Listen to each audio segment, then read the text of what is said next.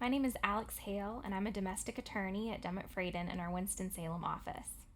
My name is Preston Edwards, and I'm a criminal defense attorney in our Greensboro office.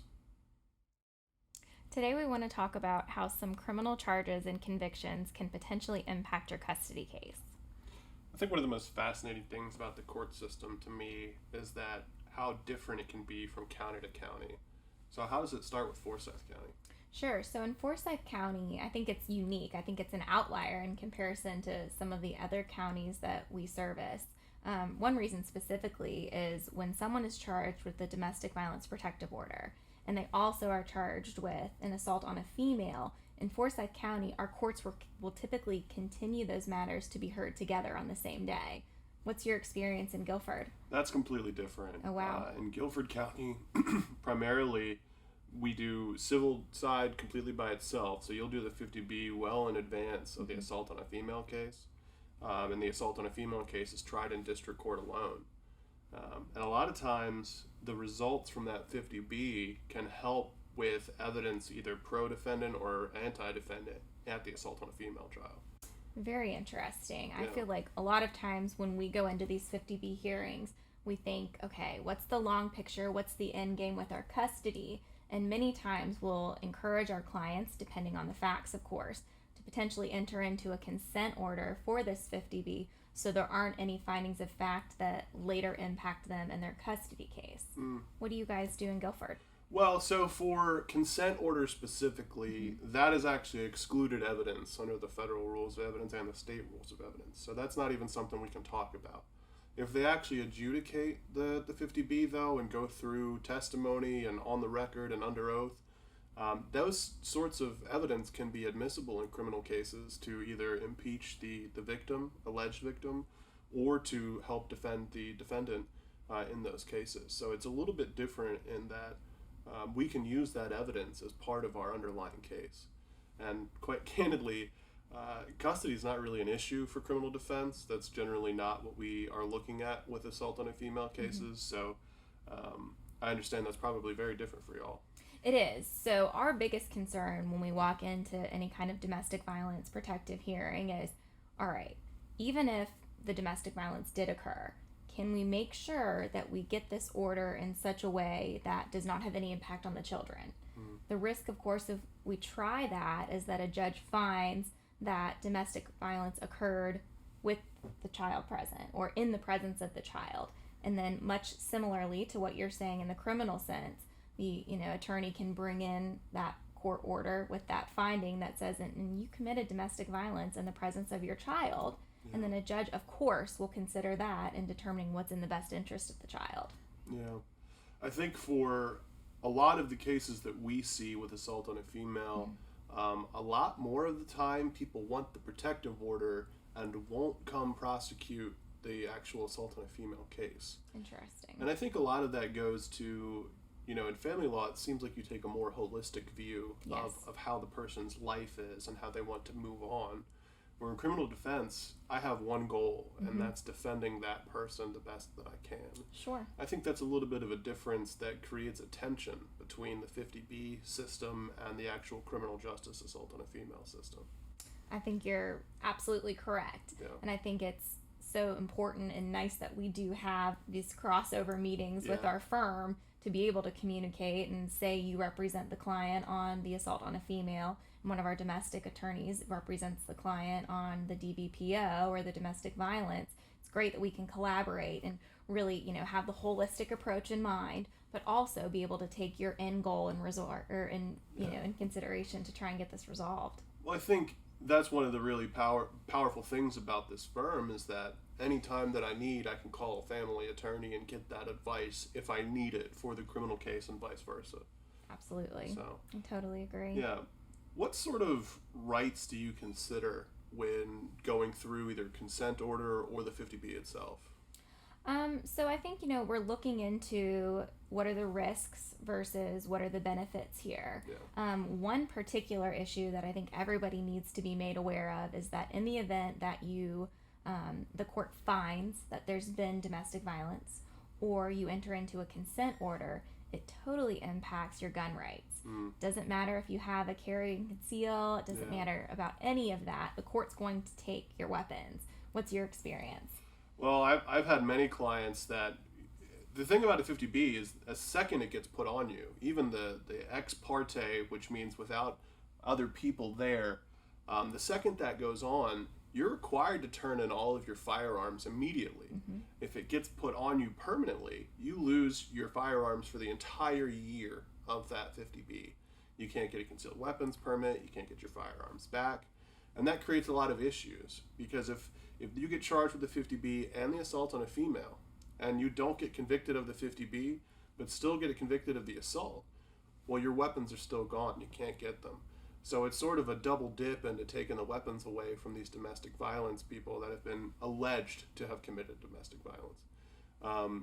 As a constitutional rights person, as a person who supports gun rights, it feels like that's a little draconian at times, but with the amount of people that actually lose their lives as a result of domestic violence, it's one of those things that makes real sense for our society. How do y'all view it on your side with taking the guns away? Yeah, I think it's a very similar approach. It's a different, I think, interpretation sometimes for us, because like you said previously, we do have the holistic approach. We are looking at everything in conjunction. So many times, our advice to our clients will be, listen, I know that you have this right to have your weapon. I know that you've done everything you need to have this, but in the reality of what's important, we'll push that. Do you want time with your children? Do you want us to be able to do this easily? And our advice is maybe it's a small sacrifice to have time with your children, but of course the risk is that it continues. It gets renewed for years and years and years, and then an issue that we've come into recently is getting the weapons back after the domestic violence has expired. I think that's been very interesting for us, for clients that haven't filed the proper form in the proper period of time, and then their weapons are destroyed. Well, it's even further than that sometimes, where, for instance, I have a client where I have a fully signed judge's order to return the firearms. And when I present that to the sheriff's office, they have the authority to issue those firearms. So there's actually a constitutional conflict where the executive branch of the government and the judicial branch of government are disagreeing about how to enforce something. And so even if you follow the laws to get those guns back, you have a real hard pathway to actually getting those guns back in reality. So it's almost a layered approach to making sure that these people that have been alleged to have committed violent acts to not have their firearms back. So I guess taking all of that into consideration, it may not be the best advice always to enter into a consent order when taking all of these constitutional rights into consideration. So that's very interesting for me to learn and know. Well, I think it always comes down to whether the consent order is the right move. Sure. I mean, if you can avoid an actual 50B from going on you, maybe the consent order is the right move. But if it's a situation where there's a factual disagreement, maybe you try that, just because if someone's that concerned about their firearm rights, that's something that's going to be very important to them for a long time. So we've talked a lot about criminal consequences for some of these domestic violence protective orders, but looking at the more holistic family law approach, what are some other considerations that y'all have? Sure. So the holistic approach when we're looking at this domestic violence protective order is very interesting. So courts, not only can they order that someone stay away from someone, they can also order who's going to be granted possession of the home. They can order temporary custody. And most recently, I've even seen courts require the person who they've exiled from the home to have to continue to pay all of the bills for the house, the mortgage, things like that. Also, interestingly, and maybe not as big of an impact, is they can order possession of animals as well. So it's very interesting and very impactful. The biggest area where our services, I think, come into play is when dealing with temporary custody. The courts, through the ex parte order, they can enter temporary custody through that, but that can then be modified at a return hearing. The court can find at the temporary hearing that the victim, let's say, is entitled to temporary custody of the children.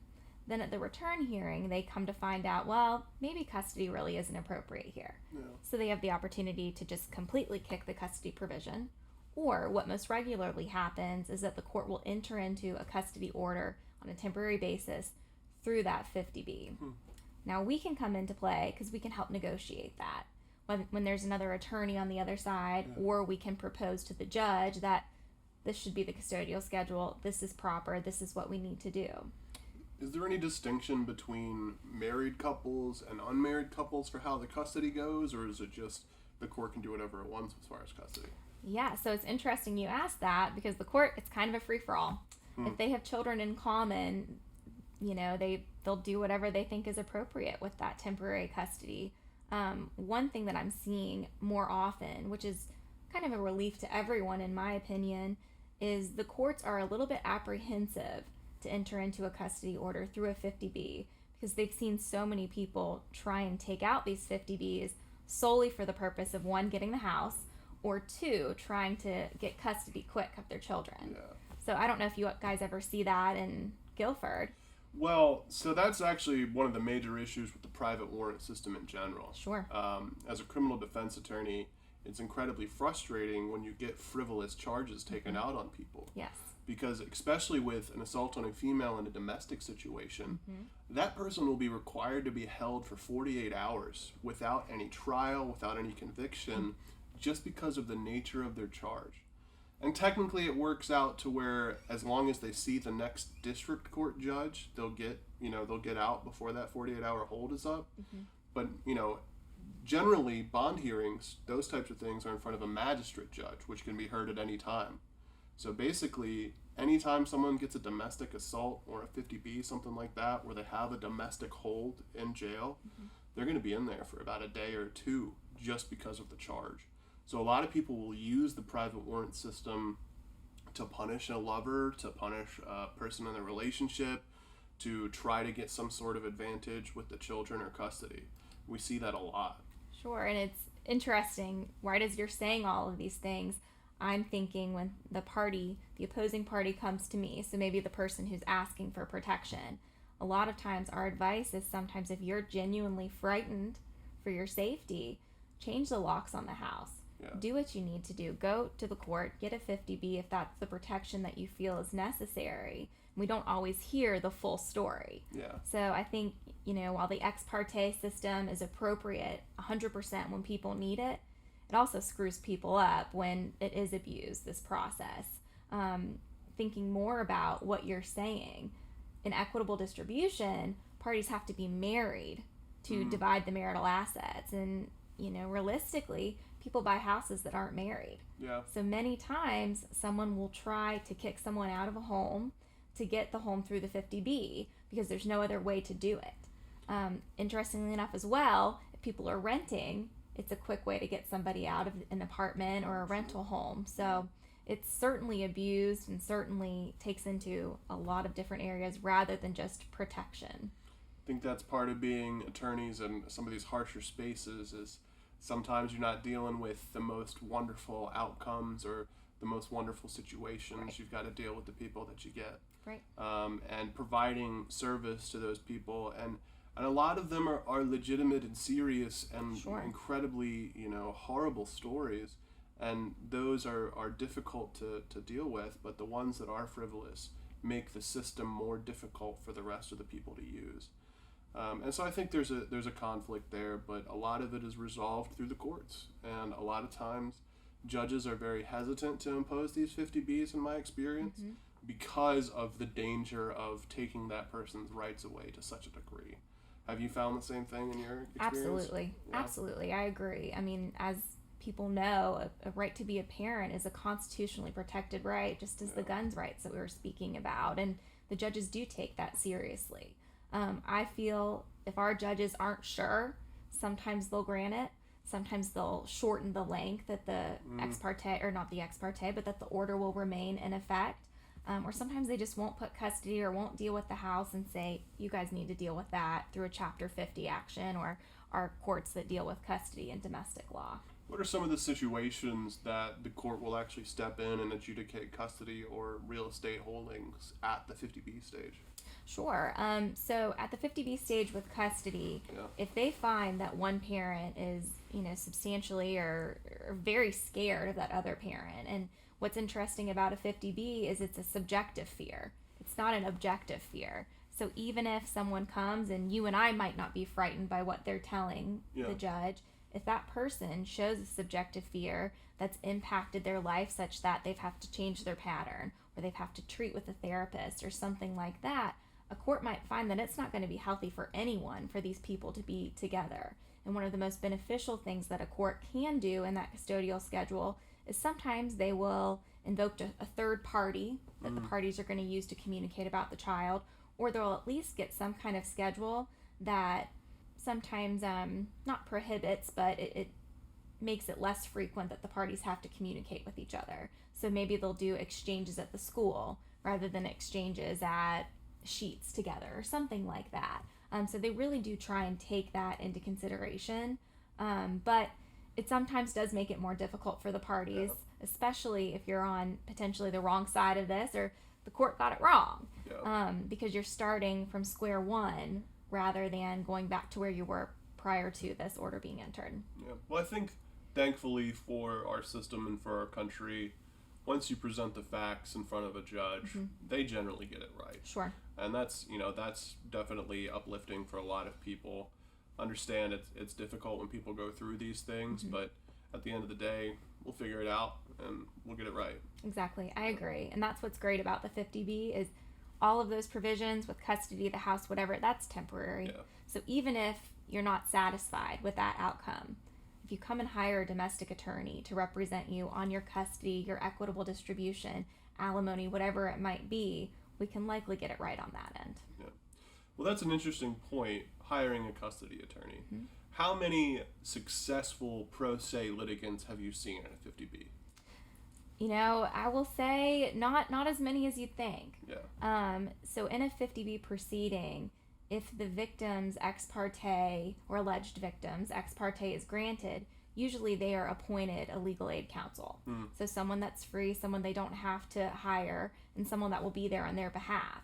So when you're coming in as the defendant and you don't have an attorney, you're already a little bit down because the other side's going to have an attorney, going to be able to represent them, going to know how to introduce evidence. So it's a little bit more difficult. So I think it's certainly advantageous to hire an attorney if you are the defendant in a 50B. Most importantly, sometimes we've gotten to court and say the ex parte has not been granted, but the defendant will show up to court with me or another one of our attorneys, and the person who's taken out the 50B starts having second thoughts, and many times will continue it, and then they don't show up to the continuance date, and everything's dismissed with prejudice. So that is the advantage of having someone there to advocate for you. Well, that's sort of a disadvantage in the civil system. Sure. That defendants don't have the right to an attorney in those situations. It's difficult to consider when a lot of these defendants are going to be indigent, incapable of providing for themselves or getting an attorney, and then they're going to have all of their rights to their child and to their firearms taken away. Yeah. I mean, how does that square with the criminal defense system, where for the assault on a female especially, you have a right to an attorney because you can be incarcerated for that? Right. I think you're spot on. Yeah. And I think it is part of the problem with this system that we do have right now, but we just haven't done a whole lot to improve it.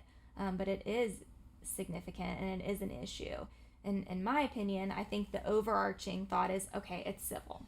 But in your experience, Preston, even though a 50B is civil in nature, do you see it come up on criminal records? How does it impact? All the time. Yeah, so even if you run a criminal background check, those domestic violence protective orders will show, even if you haven't violated them. Just the imposition will show on a background check.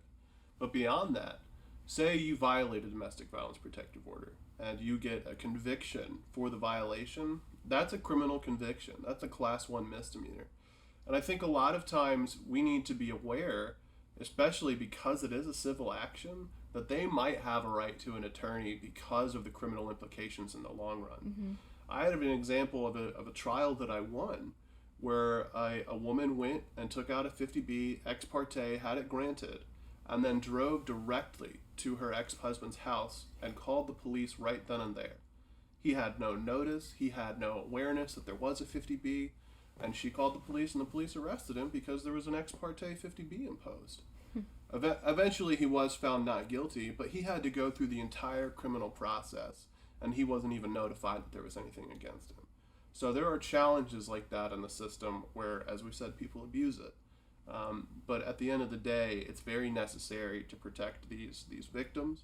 I just do think that there should be a right to counsel at these hearings for defendants that can't afford one. Sure, and I think your point is very well made and very appropriate. And with that being said, I think when there is a violation of a 50B, I think everyone's going to immediately think that they need to make sure that this person is picked up and they need to take care of it because of the nature of domestic violence, even if it's ridiculous, even if it's an overarching, like you just spoke of, when the victim literally drove to the defendant's house. It's very frustrating, and then the defendant, no matter what, is faced with this. Yeah. It's very frustrating. Yeah. So yeah, it would absolutely be appropriate, in my opinion as well, to have the defendant appointed some kind of counsel in these situations. So when we meet with the defendant for a 50B and they bring us the copy of the complaint and it seems as though it's completely frivolous, say the allegations on the four corners of the document don't even meet the standard, the first thing that we'll do is we'll file a motion to dismiss that 50B, and we'll also include a motion for attorney's fees. The reason we do that, first and foremost, is it preserves the plaintiff's complaint. It preserves it where it has to be, those are the allegations. And then when we get to the return hearing, we're asking the court as our very first conversation to dismiss it and say that it doesn't, allege enough to meet that 50B, to show that there's even a domestic violence possibility. And we ask the court again to take everything in the light most favorable to the plaintiff. And we say, Judge, if you believe everything on this pleading, we still don't believe there's enough here, and you must dismiss this. And because of that, we want you to also award attorney's fees for our client that had to defend this frivolous lawsuit. Many times I feel the judges are a little bit hesitant to award attorney fees in this situation, but I've definitely seen it done. Depends on the allegations. One example is a sibling took out a 50B on another sibling, and it was over some issues with a parent's estate who had passed away. So that was very interesting, but the defendant was a police officer, and all of the implications for him on his job, his gun rights, that came to be a huge issue for the court, and the court immediately awarded attorney's fees in that situation. So it has been done. Well, those are great consequences on the civil side. Yes. I'll tell you on the criminal side, in that, the instance where we knew that it was a false report, we knew that it was a false 50B, the woman was there in court, testified falsely on the stand, there were no consequences for her on a criminal scale. And that's sort of political in nature. The DAs are elected, the judges are elected. They're going to be very hesitant to impose any sort of punishment for a victim coming forward, mainly because they don't want the chilling effect for other victims. They don't want to present a system where victims aren't really believed. But in order to prevent frivolous things like this from coming into court, you generally should have some sort of sanction or punishment for those people. And while on the civil side, you can get that money back in some cases. On the criminal side, there's really nothing that you can do. You're locked into paying your attorney, and you have to defend yourself, whether it's true or not. And I think that, again, we have a system that we set up for people that really need it. There's people that really have issues, and then there are people that abuse it. Yeah. And I think that's true of any system that you're going to set up, but we have to punish the abusers when it happens. Absolutely. In both agree. senses of the word. Yes, absolutely, absolutely. Yeah. So we've talked a lot about collateral consequences for assaults and 50Bs. What about things like DWIs where a child's in the car? Are there any considerations for y'all for that? Absolutely. So when a client comes to meet with me, and whether they've been charged with the DWI or the opposing party has been charged with the DWI, the first question I'm going to ask them is, was the child in the car? If the child was in the car, then we have a little bit more that we're going to need to talk about. Because a court, in considering custody, is what's in the best interest of the child. And of course, they're going to look negatively upon someone who's driving a motor vehicle under the influence. In the event that they come to me and they say, no, actually the child wasn't in the car, I'm going to say, okay, well, we have a little bit more to work with here. We will then take a more broad approach and we'll say, okay, was this a one-off? Was, it after just too much fun one night perhaps? Or is this something that has become a habitual issue for you? And in that event, a court could require someone to submit to an alcohol assessment. They could also say things like, we're not comfortable with you driving the child, so in this order, we're going to have provisions in there that say that you're not to be transporting the child. We might designate a third party. We might say that the other parent is going to be responsible for driving the child. Another provision that, say I'm representing the parent that has been charged with the DWI, is we might propose to the court, or I might ask my client on direct examination, client, would you be opposed to a provision in the order that says you're not going to drink when you have the child? Yeah. And a lot of times they'll say, absolutely not, no issue, put that in. And that's a way that the court can feel a little bit more comfortable holding someone accountable to that provision. Okay. I find it interesting that a court would order an additional substance abuse assessment because that's actually part of the underlying DWI sentence as by itself. Do courts consider a difference between, a factual scenario versus an actual substance abuse issue?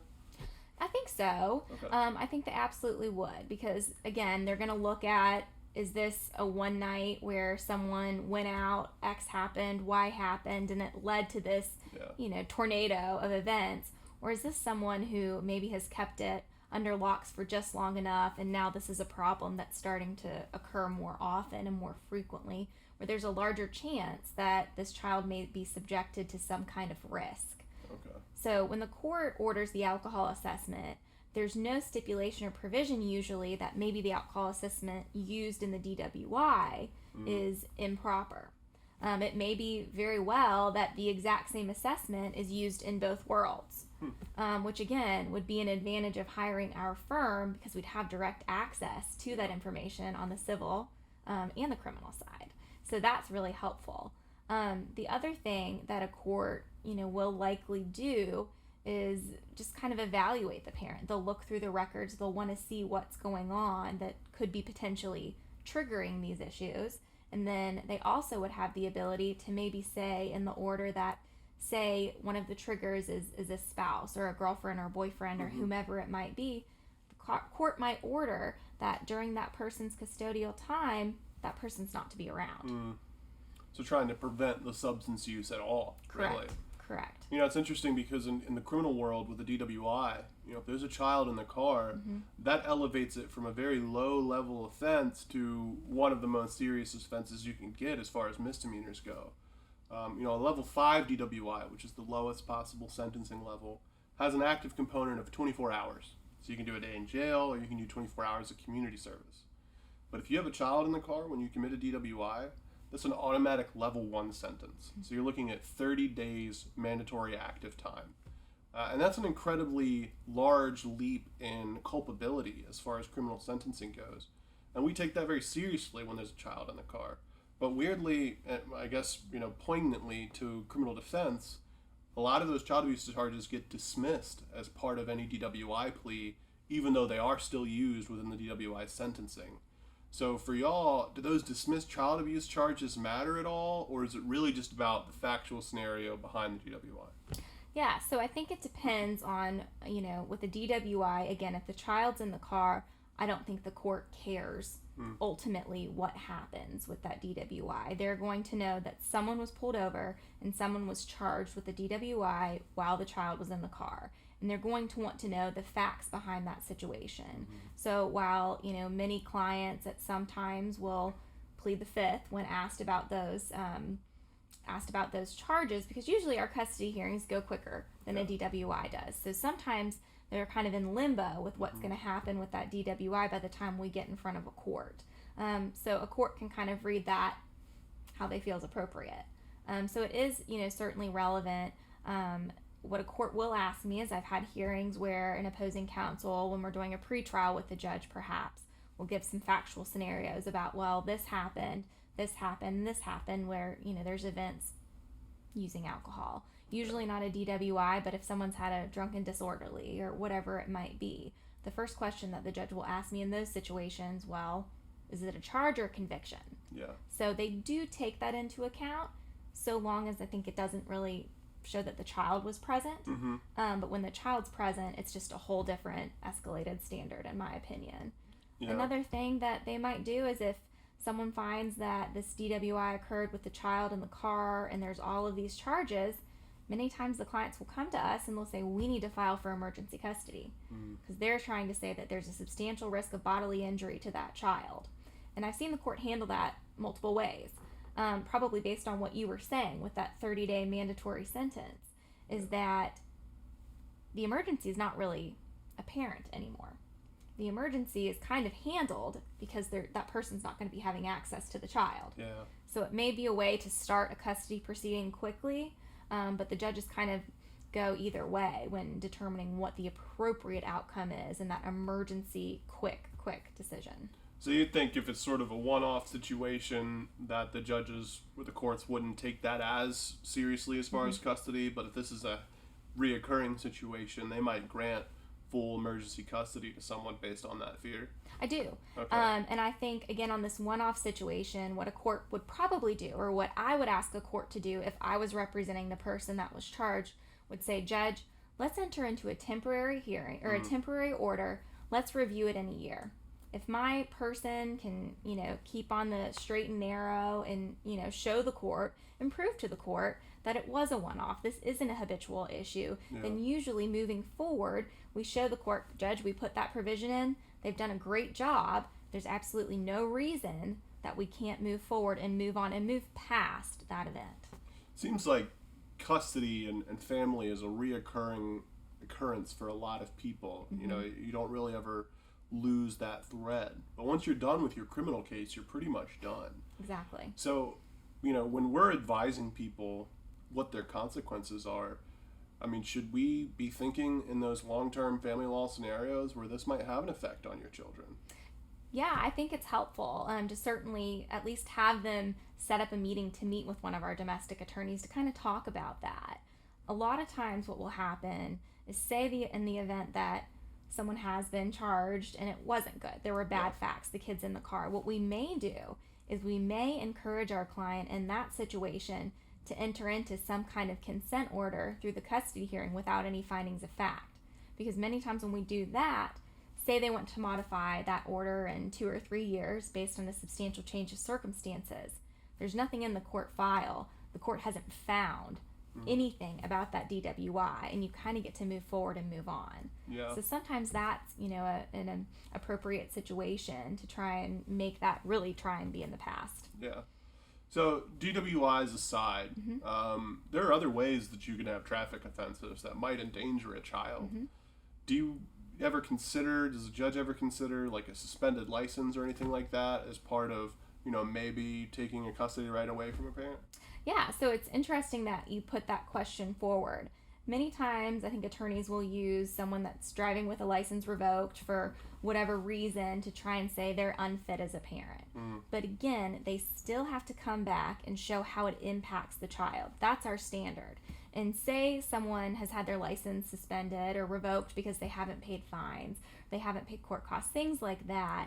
A court's not going to take that, as a dangerous situation for the child. They might find that a parent is, maybe lacking the capability to go get things done quickly and taking care of that. But again, I think the question then becomes, well, how does this impact the child? When they've been driving this way, have they been driving safely? Has the child been in the appropriate restraint? Have they been wearing seat belts? Have they been, speeding? Have they been driving per the speed limit? And those are the things that I would ask the court to consider in that situation. And that's, in my experience in Forsyth County, that's what the judges want to know. Okay. They get it, that things happen. People have expired tags, and they understand that people do have these, one-offs that lead to this bigger problem, and then it's kind of a domino effect. And next thing you know, you're meeting with one of our criminal attorneys to say, oh my gosh, how can I get my license back? Yeah. But it's not always something that is going to make you lose custody of your children. Gotcha. Yeah, we get a lot of clients that come to us with multiple unpaid fines or cases that are still outstanding, and we're able to resolve those conflicts a lot. But I know that there's programs in Guilford where, especially through the DA's office and the Indigent Defense Service, that you can go, and if you can't afford to pay those fines to get your license back, a lot of times they'll waive those fines. So it's good to hear that a judge isn't going to necessarily hold the inability to pay a bunch of court costs against a parent to take those children away. Yeah, that's awesome. That's a great program. I hadn't heard anything about that. Yeah, it's a great program. A lot of people take advantage of it, and it helps a lot of people, so it's great to hear. Awesome. Yeah. If you need some advice regarding your custody or family law situation in Forsyth County or the surrounding counties, please come make an appointment with me at Demet-Freyden in Winston-Salem. And if any of these criminal offenses come by your door at some point in Guilford, Alamance, or Randolph, come see me and we'll help you out here at Demet-Freyden.